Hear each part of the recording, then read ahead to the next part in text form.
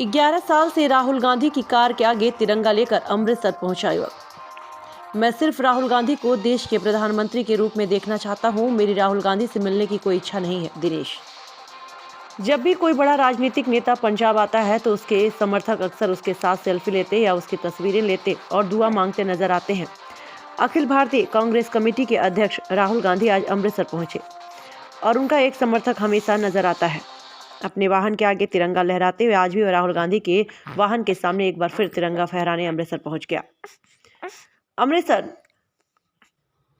सचखंड दरबार साहिब के पंजाब विधानसभा चुनाव के लिए 117 कांग्रेस उम्मीदवारों के साथ अखिल भारतीय कांग्रेस कमेटी राहुल गांधी युवा भी अमृतसर पहुंचे। पत्रकारों से बातचीत करते हुए युवक ने बताया कि उसका नाम दिनेश शर्मा है और वह हरियाणा का रहने वाला है।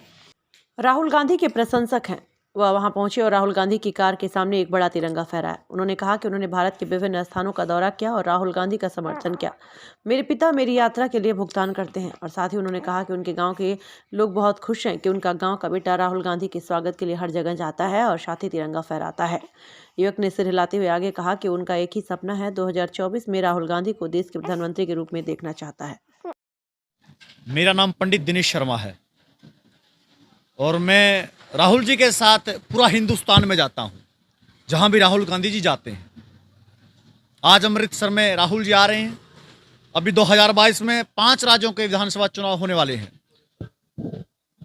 तो उन 5 राज्यों से एक पंजाब भी एक ऐसा राज्य जहां विधानसभा चुनाव होंगे। अमृतसर के गोल्डन टेम्पल में राहुल जी मत्था टेक के पंजाब के विधानसभा चुनाव के प्रचार का शुभारंभ करेंगे और इसीलिए हम आए हैं कि आज राहुल जी आए, तो इस चक्कर में हम भी आए हैं। तो हमने देख रहे हैं कि आपके पैरों में चप्पल नहीं है, क्या कारण? कारण ये कि मैंने प्रण ले रखा कि जब तक राहुल जी हिंदुस्तान के प्रधानमंत्री नहीं बन जाते, मैं बगैर चप्पल के ऐसे ही चलता रहूंगा। ये मेरा प्रण है। मैं पिछले 11 साल से मैं अपना ये कर्म कर रहा हूँ। ये राहुल जी का चोला पहन के, कांग्रेस पार्टी का झंडा लेके मैं पूरा हिंदुस्तान में जाता हूँ, जहां भी राहुल गांधी जी जाते हैं। चाहे जम्मू कश्मीर हो, चाहे फिर हिंदुस्तान का दूसरा कोना कन्याकुमारी हो, मैं ऑल ओवर इंडिया घूम चुका हूँ। अगर आप ऐसे ही घूमते रहते हो तो आपकी जीविका कैसे चलती है, खर्च कैसे चलता है, इसके बारे में? मेरे पिताजी किसान है और जो किसानी से कुछ पैदा होता है, हमारे खेत से खेती करते हैं, तो उससे मेरे पिताजी ही सारा खर्चा उठाते हैं। तो मैंने तो अपना पूरा जीवन राहुल जी को समर्पित कर रखा है कि जब तक हिंदुस्तान के प्रधानमंत्री राहुल जी नहीं बन जाते, मैं कर्म कंटिन्यू करता रहूंगा। मेरा प्रण है ये। 11 साल का अंतराल हो चुका है और बाबा साहब के दरबार में इधर आए हैं, तो मन्नत मांगेंगे, काम करेंगे, तो ऊपर वाला साथ देगा। तो 2024 में हिंदुस्तान की जनता राहुल जी को देश का प्रधानमंत्री बनाने में सहयोग करेगी। क्या घर वाले आपको इस चीज से नाराज नहीं होते कि आप कुछ नहीं, बस पूरे राहुल गांधी के साथ घूमते रहते हो, कुछ काम करना चाहिए जहाँ पे, इसके बारे में कोई गुस्सा नहीं होता अंदर में? भैया, गुस्सा तो होने का मतलब ही नहीं है, बल्कि मेरा परिवार खुश है। इस बात से खुश है कि हमारे परिवार में से एक व्यक्ति, एक बच्चे ने कांग्रेस पार्टी के लिए समर्पित जो हुए हैं, राहुल जी के लिए काम कर रहे हैं।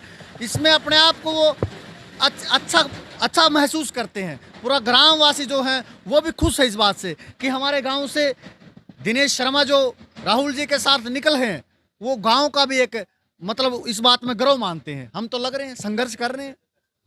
तो जब गांव में जाते हो तो लोगों से कैसा सहयोग मिलता है? गांव के लोग, गांव के बूढ़े बुजुर्ग, मेरे युवा साथी बड़ा प्रेम करते हैं।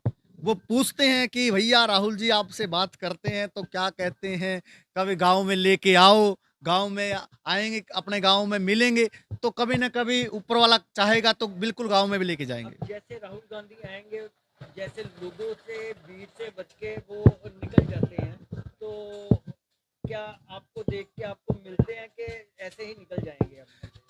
मैं अपना कर्म करता हूँ, चाहे जनसभा हो, चाहे राहुल जी का रोड शो हो, चाहे भाई मत्था टेक के निकलेंगे यहाँ से। मैं जब तक गाड़ी धीरे चलती है तो मेरा राहुल जी की गाड़ी के आगे आगे एक ध्वज लेकर के मैं भागता हूँ। और जब मशीनरी है और हम एक इंसान है, हमारे अंदर इतनी वो नहीं है कि हम इसका मुकाबला कर सके मशीनरी का, तो जहाँ स्पीड पकड़ते हैं तो हम पीछे हो जाते हैं, तो हम फिर गाड़ी में बैठते हैं, फिर साथ के साथ निकल पड़ते हैं, फिर अगले कार्यक्रम में फिर हम गाड़ी के आगे आ जाते हैं।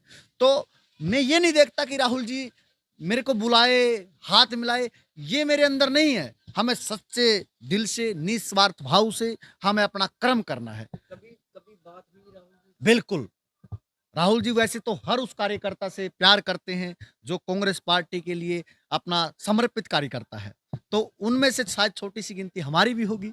तो राहुल जी हमसे भी बड़ा प्रेम करते हैं।